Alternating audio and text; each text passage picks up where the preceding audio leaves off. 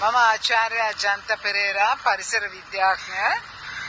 පසුගිය මැතිවරණයේ ඒ කියන්නේ අත්වශයෙන්ම 20යි 24 මැතිවරණයේදී පාර්ලිමේන්තු මැතිවරණයේදී මම ස්වාධීන කණ්ඩායමක් එක්ක තමයි තරඟ කරේ අංක 2 කොළඹ දිස්ත්‍රික්කයේ. එතකොට ඒ තරඟ කරලා අපි වත්කම් බැරකම් ප්‍රකාශ සියල්ලම දීලා තමයි තරඟ කරේ. හැබැයි ඊළඟට මැතිවරණයෙන් පස්සේ අපෙන් ඉල්ලීමක් කරා අපිට ඒ වියදම් වාර්තා දෙන්න කියලා. මේ වියදම් වාර්තාවල කීපයක් පරක් වුණා පැය 48ක් විතර. මේ වෙලාවේ අත් වශයෙන්ම අපි මේ හැම වාර්තාවක්ම නිවැරදි කියන එක අපිට දැනුවත් කරා. ඒ නිසා සියලු වාර්තාවල් දීලා ඉවර කරා. අපි වැඩ කරගෙන ගියා සාමාන්‍ය පරිදි. අපිට ඊළඟට CID එකෙන් කැඳෙව්වා මේ පරක් කියලා දුන්නයි කියලා ඒ ඇයට ඇවිල්ලා කට උත්තර දෙන්න කියලා. දැන් මේක ආරම්භ කරේ අප්‍රේල් මාසේ මැයි මාසේ 20යි 25. කට උත්තරයක් දෙන්න නීතියෙන් කියලා තියෙන්නේ ඇයි මේ වියදම් වාර්තා ප්‍රමාද වුණේ කියන එක. නමුත් ඒක නෙමෙයි සිද්ධ වුණේ. බම්බලපිටිය පොලිසිය අපරාධ පොලිස් අංශය අහපු ප්‍රශ්න තමා අජන්ත පෙරේරා කොහෙද යන්නේ?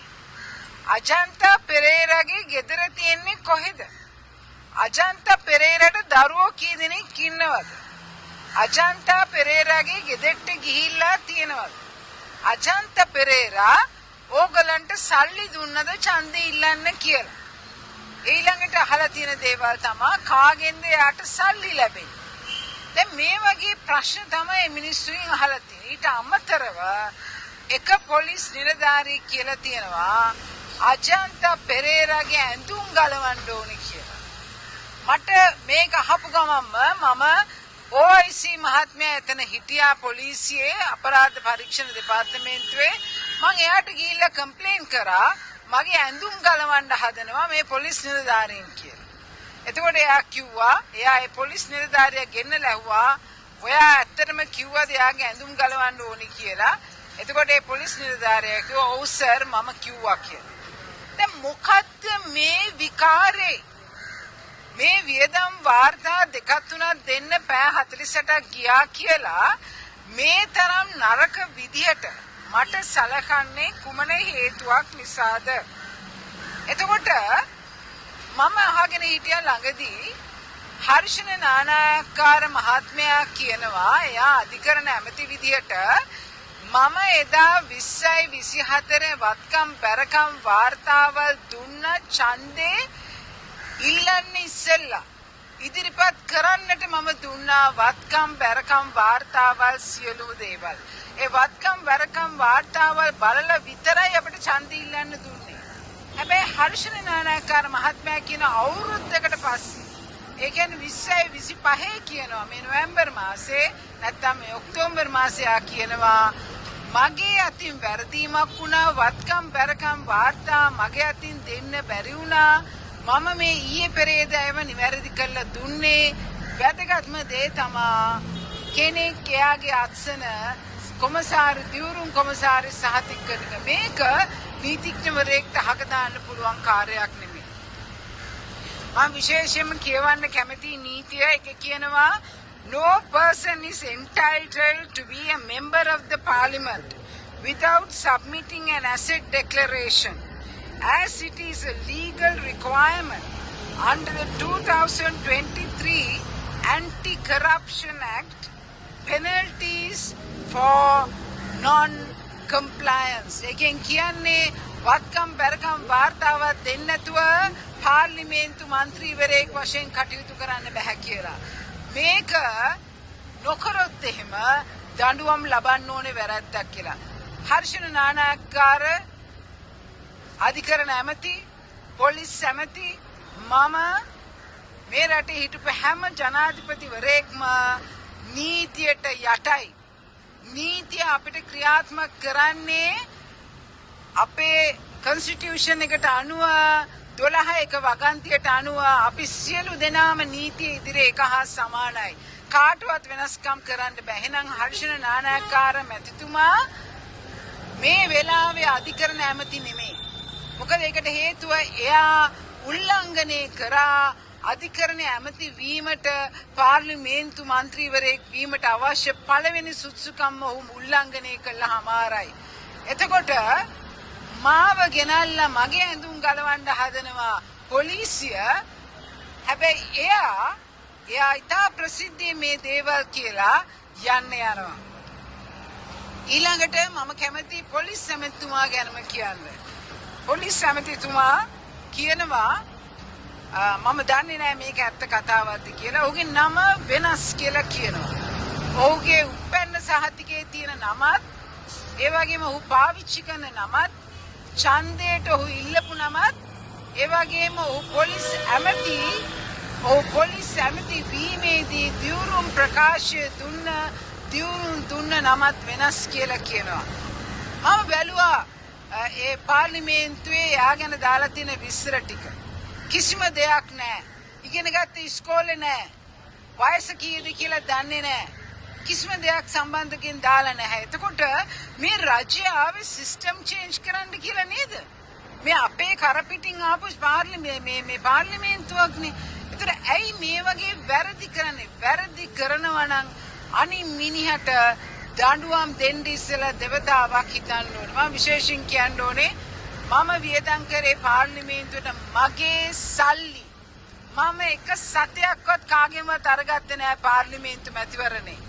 එතකොට නමුත් අපි දන්නවා සමහර අය මේ පාර්ලිමේන්තු මැතිවරණේ කරේ සමලිංගික ව්‍යාපාරවල සල්ලි වලින්. සමහර අය මේ පාර්ලිමේන්තු මැතිවරණේ කරේ නැව්හරහා වැරදි ද්‍රව්‍ය ගේන ඒ සමාගම් වල සල්ලි වලින්. ඒ වගේම සමහර අය මේ පාර්ලිමේන්තු මැතිවරණය කරා ඒ තමා පාස්කු ප්‍රහාරයේ මහමොල කරුවන්ට සම්බන්ධ මිනිස්සුන්ගේ සල්ලි වලින්. අනේ දෙයියනේ මම අහිංසකෙක් විදියට මගේ ආසාවට ඡන්දෙ ඉල්ලුවාම අදත් මම යන්න ඕනේ අපරාධ පරීක්ෂණ දෙපාර්තමේන්තුවල පොලිසියේ ඇයි ගිහිල්ලා මගේ ඇෆිඩවිට් එක දෙන්න. මම මේ රටේ ආඩම්බරයි කියන අදටත් අවුරුදු 21කට හිටගත්ත එකම කාන්තා ජනාධිපති අපේක්ෂිකාව මම විතරමයි. හැබැයි මට ඒක නිසාදෝ එහෙම නැත්නම් එක්ස්ප්‍රස් වර්ල්ඩ් නෞකාවට නඩුව දාලා ඩොලර් බිලියනයක් ගෙනාපු නිසාදෝ අද මට අපරාධ පරීක්ෂණ දෙපාර්තමේන්තුවට ගිහිල්ලා මේ සියලු දේ ගැන කතා කරන්න වෙලා. සෙව්වන්දියට සලකනවා මට වඩා. සෙව්වන්දි වාද එක්කන් යන්නේ වාහනවල. අද සෙව්වන්දි නිලියක් කරා. හැබැයි අපිව සලකන්නේ ඉගෙන ගත්ත නිසාද අපිට සලකන්නේ කුඩම්මගේ සලකලි විතරක් නෙමේ මේ රටේ ඉතාමත්ම පහත් විදිහට. අර දොස්තර කෙනෙක්ව දූෂණය කරා කිව්වම කාන්තාවක් ඒ දොස්තරගේ වැරදි හෙව්වේ. ඒ නිසා මම කියන්න ඕන දෙයක් තමයි සිස්ටම් චේන්ජ් කරන්නේ මේ ආණ්ඩුව නෙමේ සිස්ටම් චේන්ජ් කරන්නේ අපි ඒක කරලා මිසක් මේ රට දාලා යන්නේ නැහැ කියන පොරොන්දුව අද දෙන ගමන් මම අද මෙතෙන්ට ගිහිල්ලා අද මේ අපේ මානව හිමිකම් කොමිසමට ගිහිල්ලා මම ඉල්ලන එකම දේ තමයි නීතිය එක කරන්න. අධිකරණ ඇමතිටත් මටත් එකම නීතිය. පොලිස් ඇමතිටත් මටත් එකම නීතිය. එහෙම නැත්තම් අපේ නඩු අහන එකේ කිසිම ඇති වැඩක් නැහැ. ඒ නිසා සාධාරණයක් ඉෂ්ට වෙනකම් සටන් කරනවා කියන එක මම ප්‍රකාශ කරනවා. හැබැයි මම මේක කරන්නේ මේ රටේ ජනතාවගෙන් ඡන්දය ඉල්ලන්න නෙවෙයි. යුක්ති සහගත රටක් හදන එක අපේ සිහිනය නිසා. ඒ සිහිනය සැබෑ කරගන්න. බොහොම ස්තුතියි. දැන් ඔබතුමියට අද කැඳවීමක් කරලා තිබ්බ නේද? මම හිතන්නේ පස්වෙනි වතාවටද කොහෙද CID එකකින්. දැන් ඔබතුමිය අද ඒකේ සමතේකටපත් වුණාද? අද මොකක්ද උනේ? නෑ අද මම ගිහිල්ලා ඒගොල්ලන්ට දියුණු ප්‍රකාශයක් දෙනවා. මං කියන්න තියෙන සියලු දේ ගැනම.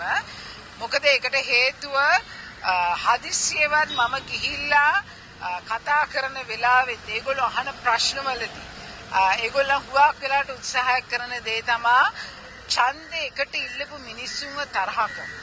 දැන් ඒගොල්ලෝ පහුගිය කාලේ මාත් එක්ක ඡන්දේ ඉල්ලපු මිනිස්සු ආවහම ඒ මිනිස්සුන්ට කියපු දේවල් තමයි අජන්ත පෙරේරා ඇයි උගලන්ට සල්ලි දුන්නේ නැත්තේ ඡන්දේ ඉල්ලන්න.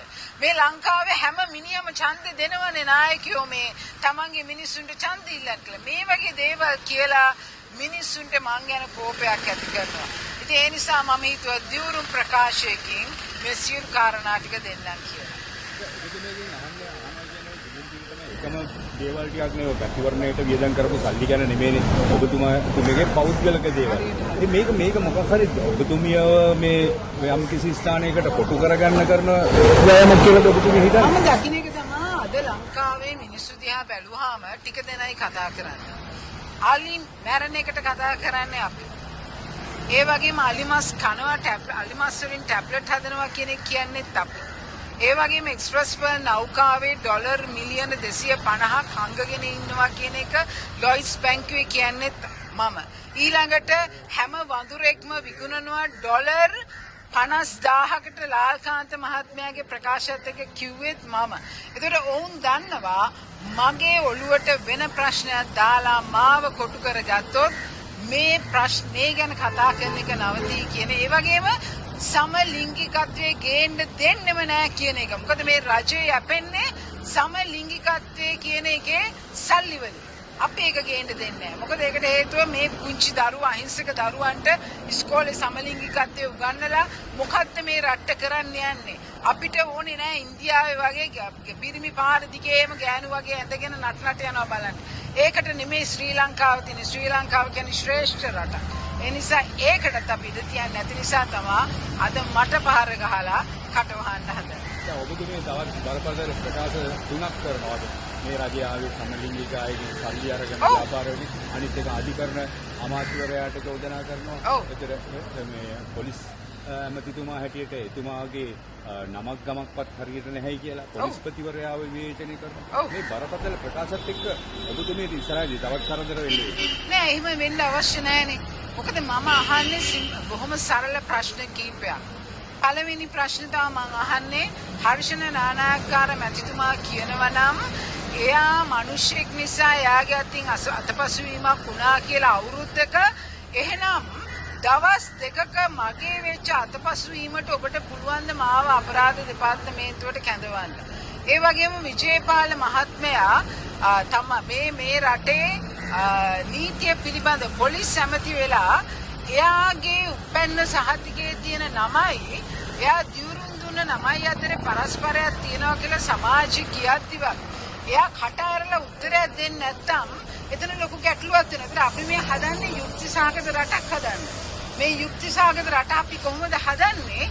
වැරදි කරන මිනිස්සු දෙන්නේ පාර්ලිමේන්තුවේ ඇතුලේ ඉන්නවනම්. ඒ නිසා අනුර කුමාර දිසානායක මහත්මයා ඉතා ඉක්මනින් ඒත් එක්ක සාකච්ඡා කළා ජනතාවගෙන් ප්‍රසිද්ධියේ සමාව ඉල්ලන්න සකස් කරන්න අවශ්‍යයි. දැන් ඔබතුමිය අදාවේ මානව හිමිකම් කොමිසමට මොකක් සම්බන්ධයෙන් මේ පැමිණිලි කරන්නේ? ඔබතුමියට වෙච්ච දේවල්ද මේ කියන්නේ? මට වෙච්ච දේවල් සහ ඒ වගේම 12 කියන වගන්තියේ කියනවා නීතිය හැමෝටම එක හා සමානයි කියන එක.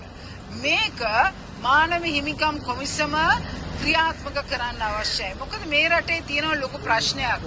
මිනිස්සෙ කැමති කෙනෙක් නම් ජනාධිපති කෙනෙක් නම් മന്ത്രി කෙනෙක් නම් ඒ මිනිස්සයාට ඕන දේ කරන්න ඉඩ දීලා හිටපු වකවානුවක් තිබුණා. හැබැයි ඒ වකවානුව නෑ කියලා දැන් කියනවා. එහෙමනම් අද මාධ්‍ය මර්ධනය කරනවා. අද මාධ්‍යයට හැම නිවුස් එකක්ම දාන්න දෙන්නේ නෑ. අද මාධ්‍ය පුළුවන් තරම් මර්ධනය කරනවා. එතකොට මාධ්‍ය අපි දකිනවා අද රටේ තියෙන ප්‍රශ්න එකක්වත් මාධ්‍ය හරියට යන්නේ නැහැ. මාධ්‍ය පෙන්වන්නේ මොකද්ද? කොහේන්ද රටක ඉඳලා මිනිස්සු ටිකක් මේ රටට ආවා.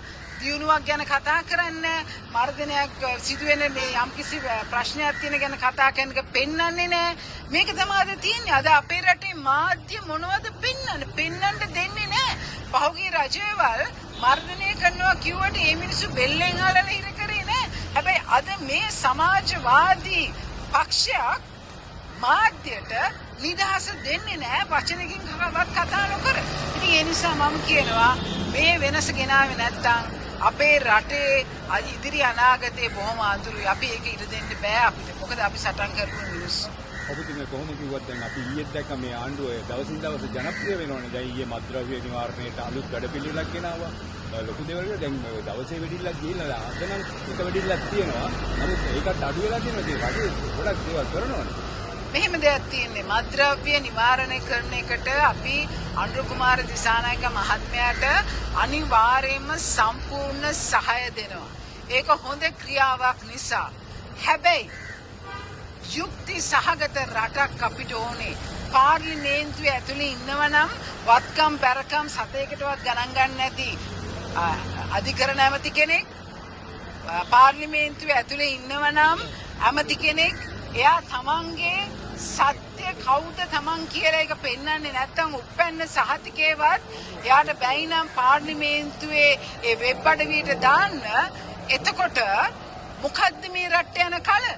අපිට බෑ යුක්ති සහගත නැති රටක් තුල හිස නමලා රටේ වෙන හැම දෙයක්ම පිළිගන්න. මොකද මේක නිසා මම කියන අනුර කුමාර දිසානායක මහත්මයාට විශේෂයෙන්ම මත්ද්‍රව්‍ය නිවාරණය කරනවා වගේම යුක්ති සහගත රටක් හදන්න නම් ඔයාගේ ඔය ඉන්න කණ්ඩායමෙන් දැන් ඉතින් කාලේ ඇවිල්ලා කීප දෙනෙක්ම අයින් කරලා දාන්න. මොකද ඒකට හේතුව ඒ අය ඉන්න තාක්කල් පිළිකාවක් වගේ ඕක ඇතුලේ ඉන්න අය පිළිකා උතදිව්වොත් අනිවාර්යයෙන්ම ප්‍රධානියත් හැමදෙනාම විනාශ වෙලා කවුද පිළිකාව?